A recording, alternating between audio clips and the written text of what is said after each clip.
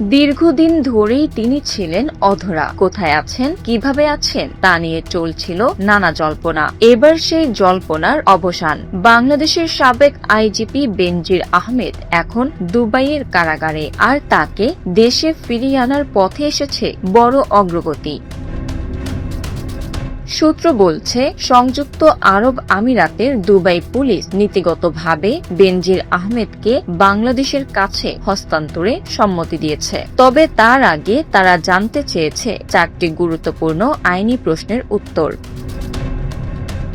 কেন এই প্রশ্ন? কারণ বাংলাদেশ ও ইউএইর মধ্যে বন্দী প্রত্যর্পণ নিয়ে কোনো দ্বিপক্ষীয় চুক্তি নেই। তাই দুবাই জানতে চাইছে কোন আইনের আওতায় বেনজিরকে ফেরত নেওয়া হবে, আদালতের গ্রেপ্তারি পরোয়ানার আন্তর্জাতিক ভিত্তি কি, আর পুরো প্রক্রিয়ায় আইন মন্ত্রণালয়ের বদলে কেন নেতৃত্ব দিচ্ছে স্বরাষ্ট্র মন্ত্রণালয়।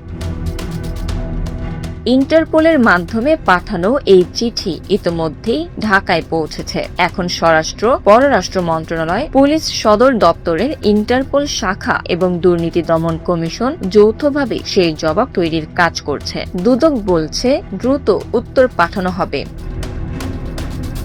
উল্লেখ্য, গত 14 জুন জাতীয় সংসদে স্বরাষ্ট্রমন্ত্রী জানান 12 জুন দুবাইয়ে আটক হন বেনজির আহমেদ। এরপর বাংলাদেশ ইন্টারপোলের মাধ্যমে তার প্রত্যর্পণ চেয়ে আনুষ্ঠানিক আবেদন করেন। প্রায় 144 পৃষ্ঠার নথি আরবি ভাষায় অনুবাদ করে দুবাইয়ে পাঠানো হয়।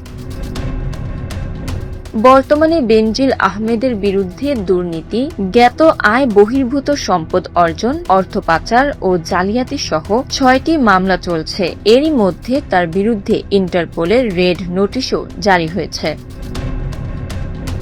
Bangla affairs news desk.